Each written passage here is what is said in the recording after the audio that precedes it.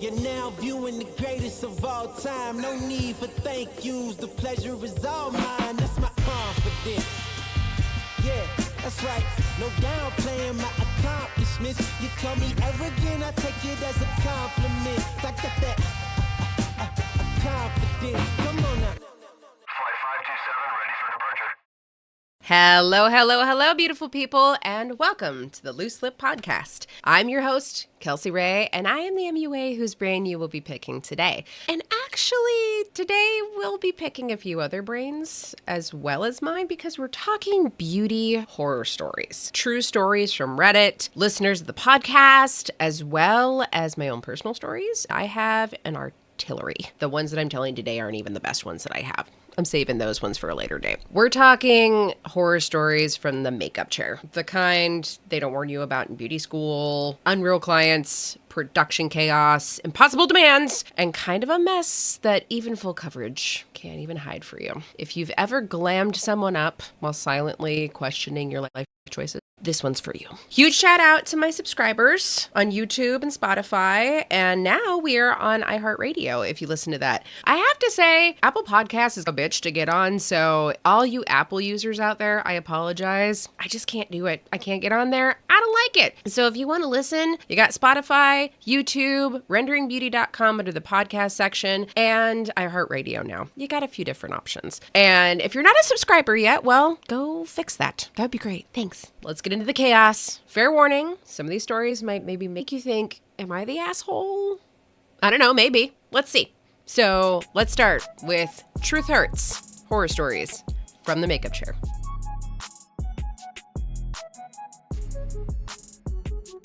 Okay, so the first section we're going to go over is Reddit. I'm going to read them off to you, kind of react throughout them. These are going to get pretty ugly.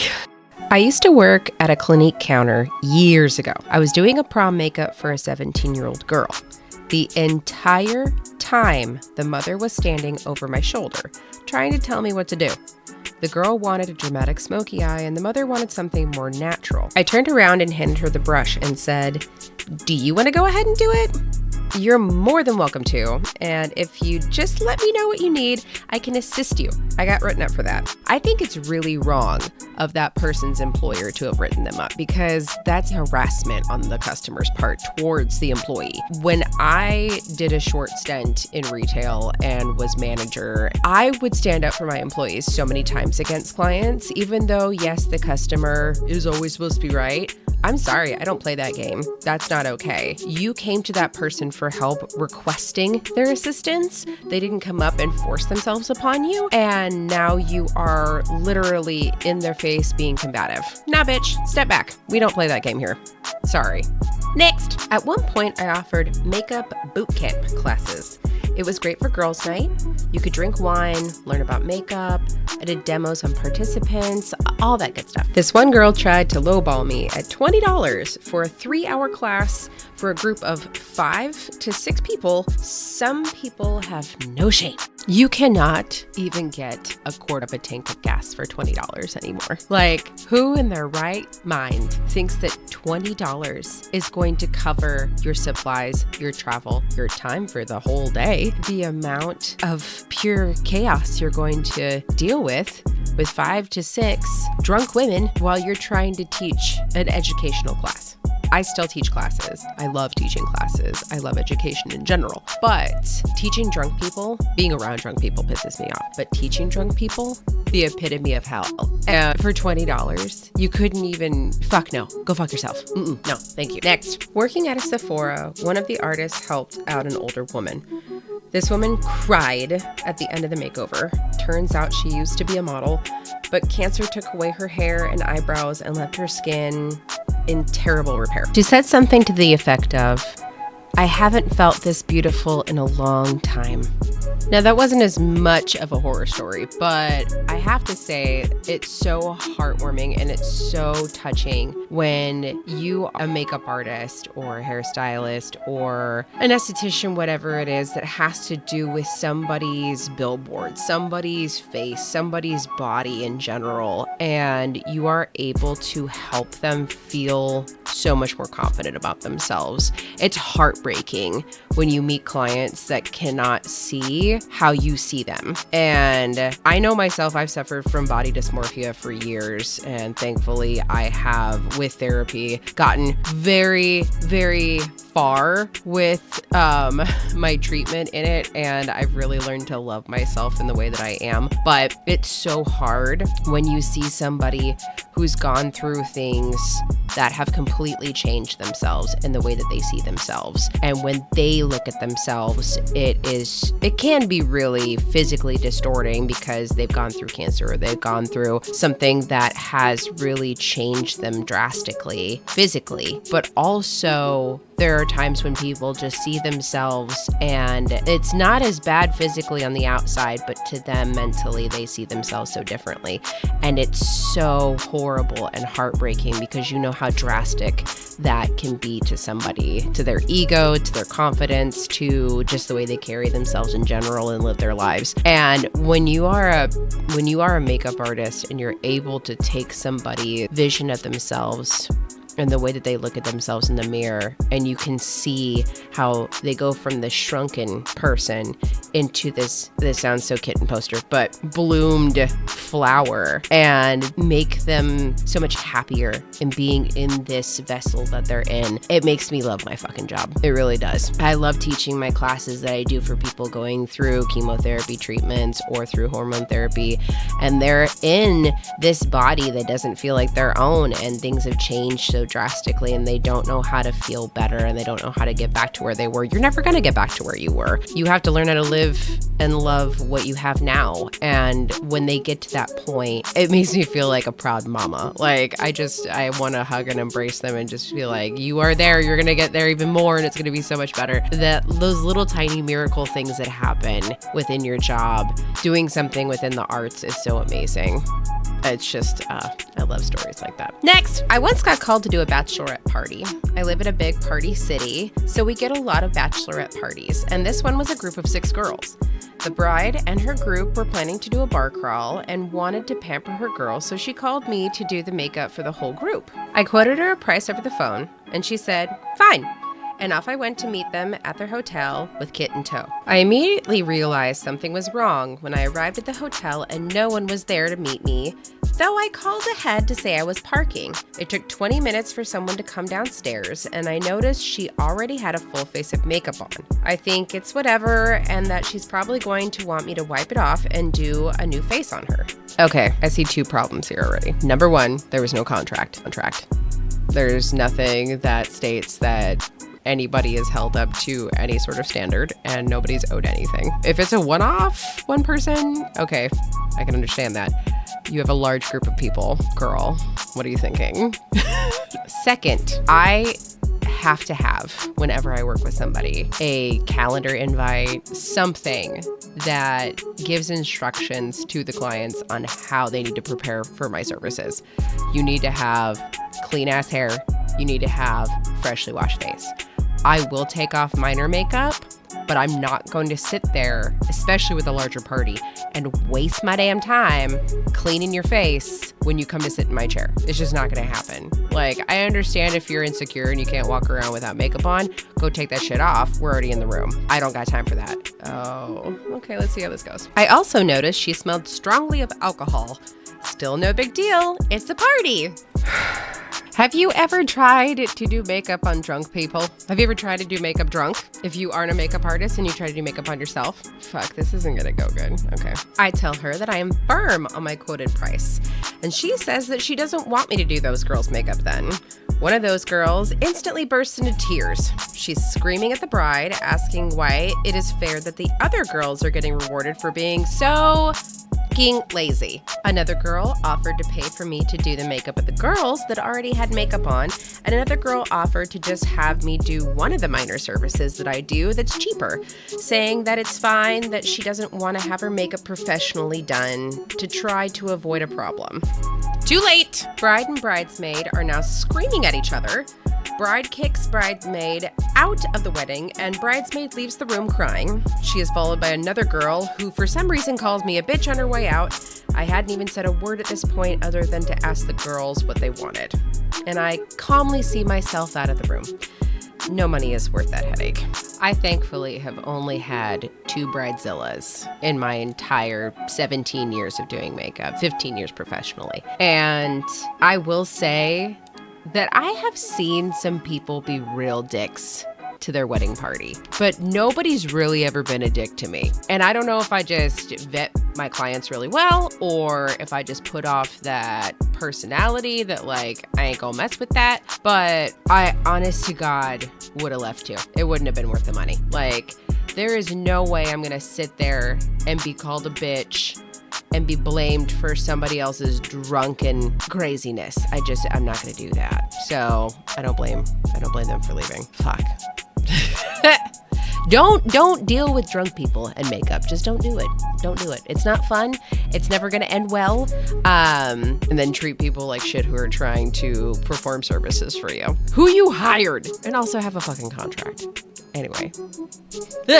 No. So there we have it. These next ones are going to be from listeners. And I asked some people that either had liked some of the videos on YouTube or who were listening to us on Spotify. And I just wanted to see where exactly they might have had some fun encounters or where their journey throughout their careers have taken them. The next few stories are pretty intriguing. I'm not going to lie. Definitely some of the most interesting. Let's get ready for the listener stories.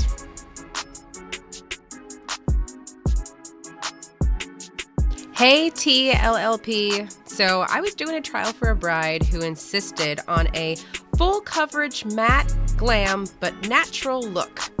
I get that all the time.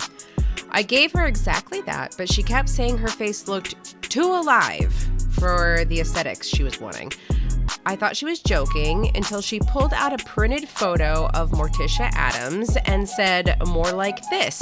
She's like the epitome of style icon to me, and if I could be Morticia Addams, I would be Morticia Addams in seconds. So just saying. Long story short, she wanted to look dead but pretty. I did what I could. Come the wedding day, she sobbed halfway through the makeup because the contour didn't match the haunted but elegant vibe she had in mind.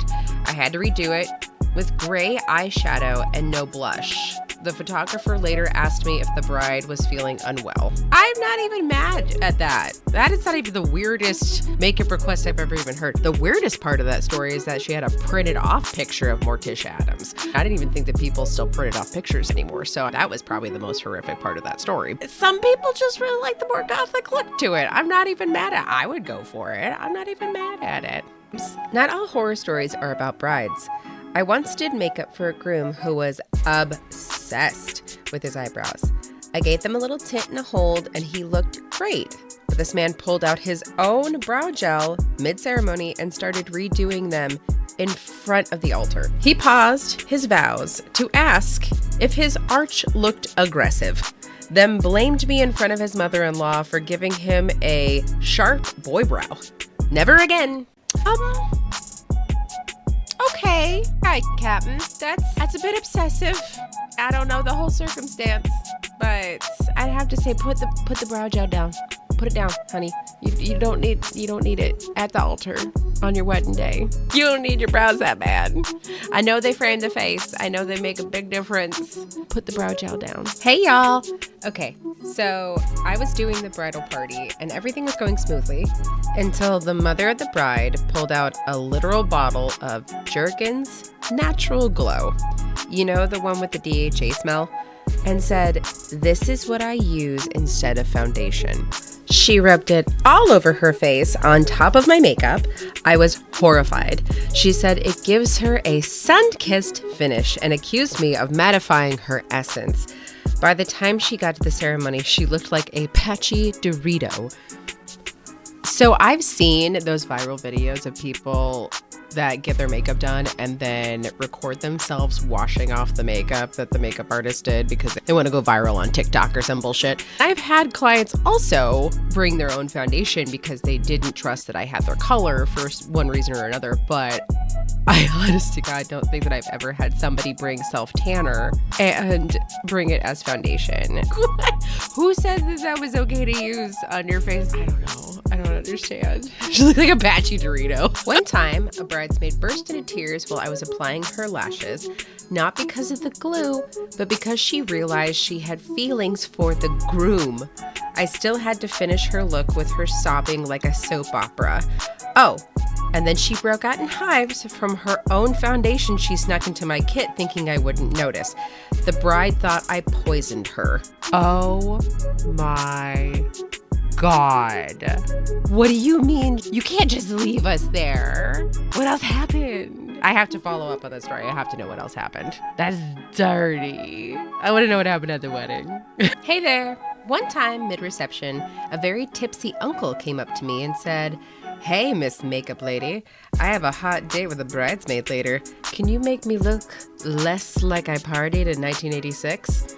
I gave him a little concealer and powder, and he was thrilled. He came back 10 minutes later, demanding I contour his jawline like a Hemsworth. The man was shaped like a soggy football and smelled like tequila." These descriptions are fucking kidding me. Like... Soggy football that smelled like tequila. I mean, hey, more power to him, man. Like, he knew that he needed some concealer. I don't think that the makeup's gonna really give him that Hemsworth look that he was going for, but I'll give it to the soggy football. He tried, man. Dear Loose Lip Queens, you asked for horror stories. I'm about to summon demonic level drama. Ooh, I'm excited about this one. So I get hired for this massive wedding at a vineyard / horse ranch / helicopter pad situation. I show up at 5:30 a.m. with coffee and optimism. First thing the bride says to me is, "Please don't make me look like a Disney princess. I want to look like a Russian heiress who survived a scandal." Okay, challenge accepted. I'm deep into the glam, and suddenly the maid of honor bursts in screaming, "We need to sage her. She's been acting possessed since 4 a.m. Before I can even react, someone lights a bundle of sage next to my kit, sets off the fire alarm, and the sprinklers go off.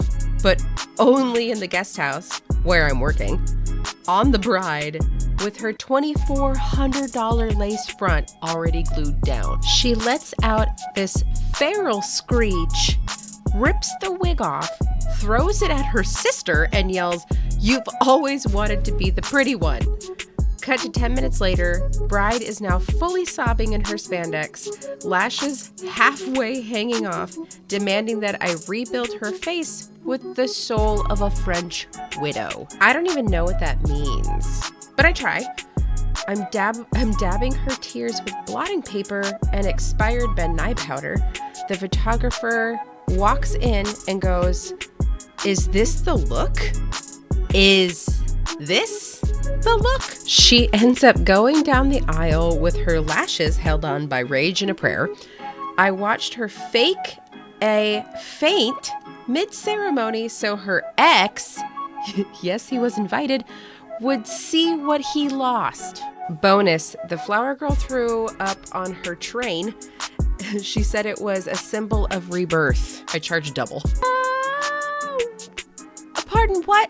What the fuck just happened? What kind of circus crazy fear and loathing bullshit just happened in this story? There's so much. I think I would have needed to smoke a pack of cigarettes and take a Valium and sleep for a week after this thing. Was this in Mount Shasta, California? I feel like this shit's crazy down there. There was fainting because of an ex. There was flower girls throwing up on wedding dresses.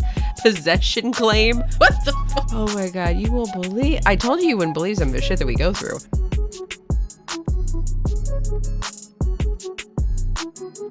So now we've come to the personal part of the podcast, and these are a few of my stories. Again, I have an arsenal that I could tell you about. I have stories for days about different kinds of clients that I've come across in my career. So let's see some of the horror stories I've witnessed firsthand. I was working at a major retailer in downtown Seattle when I first moved to Washington. It was a slower day, and I was wandering around the cosmetics department. This woman rushed up to me and demanded that I help her. She proceeded to tell me that no one has approached her since she entered the store, and no one can help her. I hadn't even said hello yet. I told her I would love to help her and asked what she was looking for. She named off a list of 100 things and then told me, but I am sensitive to everything, and I mean everything. I can't use anything, so I need you to help me find things I can use if there is anything at all. It was rather overdramatic. After 30 minutes of walking her around and suggesting products that fit her requests and her talking down to me like I was an idiot, I finally gave in and asked, you know, I must say, being you in your sensitive condition really must be rough. Living like you must really be hard. It is, she replied. I bet it is. If you don't mind me asking, since you are so sensitive, how'd you get here? She stared at me, dead-eyed like a fish that had just been caught in a net. After a moment of silence for her ego, I replied, I'm so sorry. Maybe I should rephrase that. It might have been confusing. If you have so many issues and so much sensitivity to things, how did you leave your home and come here? In the open air of the city, with unprotected skin and no hat on during a blue sky sunny day, with no sunglasses on your eyes, with no mask on to be able to breathe, with no gloves on to protect your skin from touching things and protecting your hands. She looked down at her hands and then around at where we were. Then she looked at me and said, well, maybe I'm not that sensitive. You can be particular about what you want and what you want to spend your money on by all means, I said. But let's not waste any more of both our time. What do you want? Let me help you find it. She became one of my most loyal clients after that. Honey, no, not today, Satan. I don't play shit like that. I'm sorry. I'm not gonna sit here and give you all of the sweetness just because you are so woe is me and have a problem. Everybody's got fucking problems. Tell me what you want so I can help you. I'm not here to play games. That's not how shit works in the real world. I understand that people want to be listened to. Yeah, sure, tell me what you want and then we can sit down and talk. But don't come at me like I owe you shit. I don't even know you. Then expect me to help you when you're talking to me like I'm a fucking moron. No. And I think the thing that people don't really expect half the time is somebody to talk back to them, especially in a service industry position. A lot of times people won't talk back to them. They'll expect to be able to treat somebody like shit just because they're in a bad mood or because they don't give a shit about you. And you're just supposed to be this corkboard for them to throw darts at. I'm sorry, no, that's not how life works. That's not how the world works. And I don't play that game. I'd rather get fired. Like, this woman came at me walking up real like she had a purpose. And you know what? In the end, I wasn't gonna pussyfoot around it either. I was like, you know what? You probably are having a bad day too. But you're gonna put me in a bad mood and I'm not gonna let that happen. So either we're gonna both have good days or you could go on about your business. She ended up being a great client though. And I think she appreciated the fact that I didn't put up with her shit. So things can turn out well in the end. This is a good one. I was booked for this fashion editorial shoot. High concept, artsy vibes, lots of linen and awkward staring into the distance. The model shows up 45 minutes late with a green juice in one hand and a mason jar full of something suspicious in the other. She sits in my chair and immediately says, I don't do chemicals on my face. Everything needs to be organic, edible, and aligned with my moon sign. Okay, cool. Love a crunchy goddess. I ask what products she uses. She pulls out olive oil, a stick of cocoa butter, and a Ziploc bag of what I can only describe as dirt. Then she refused to wear mascara because lashes should be free. The final look was barely legal in some countries. The photographer loved it though. She said she looked like a haunted nymph in witness protection. I was paid in kombucha and regret. Now, of course, I was not actually paid in kombucha and regret, but god damn it, I wish I was. Because at the end of that stupid shoot, I actually had to end up almost fighting them to get them to pay me because they were trying to make it to where it was a trade for photo situation. It was a whole big debacle. I swear to Jesus, like some people, they're too crunchy granola for me. They're too much. They're too much. I can't do it. I am a liberal, hippy-dippy, got the emo girl. I would have a whole altar over here. I'm a spiritual person. I know some shit. Take your dirty, rotten, moldy dirt and go scrub your face somewhere else. Let me do my shit. Get paid and get out. I can't. I can't. This one was a summer wedding. Outdoor ceremony, 98 degrees, no shade, and the bride insisted on a matte, full glam look. I did it. I beat her face like it owed me money, which it did. We had 10 bridesmaids. 10. One of them showed up with wet hair, an open container of vodka, and false lashes already glued to her upper eyelid crease. Not the lash line, the crease. Like she misunderstood the assignment violently. I offered to fix it, but she said, no, I want to look surprised in all the pictures. Okay, sis. Then the groom's aunt passed out from the heat while I was applying eyeliner to the mother of the bride. She collapsed into my kit, took out an entire tray of foundation like a WWE chair shot. The bride fully sobbing because her cousin forgot to bring her backup veil, and she claimed this was a sign the marriage was cursed. She locked herself in the bathroom and refused to come out until I cleansed the energy with the rose quartz and blessed setting spray she brought in her bag. I spritzed it all around the room and sang the alphabet backwards, and then she finally came out and said, yes, this feels right. This one literally was an Epic of Gilgamesh style story. Like that one from the listeners right in.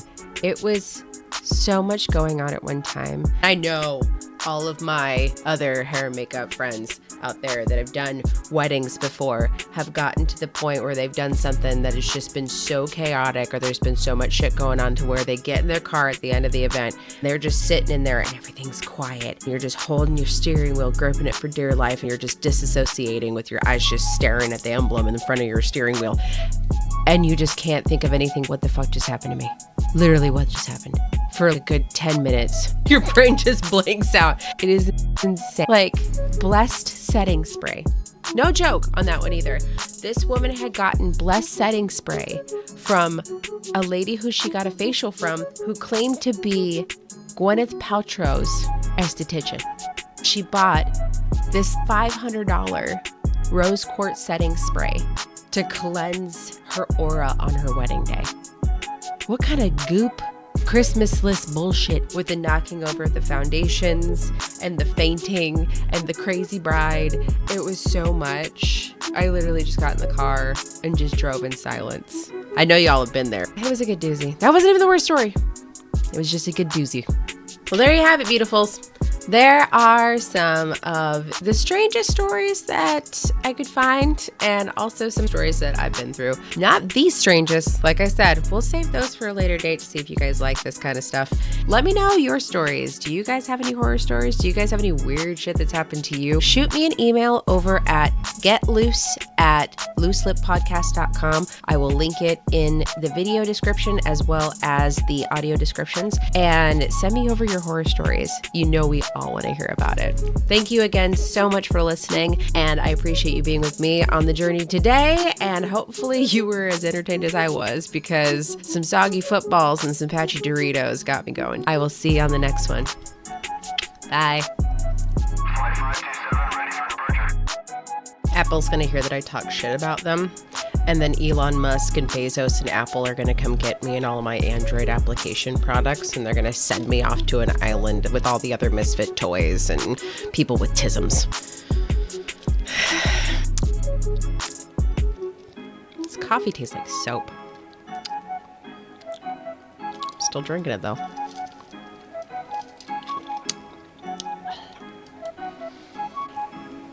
So I'm pretty sure that one of my very first makeup jobs I ever did up in Alaska, I was almost inducted into a cult. Like Illuminati style level cult. I'll save the entire story for another day, but no joke, like in the middle of the woods, whole bunch of people in robes, tons of people with money, drugs, rituals. There was a lot of weird shit. And I'm pretty sure if I would have stayed either I would never have been heard from again, or maybe I'd be a millionaire by now. I don't know. Maybe I should have stayed.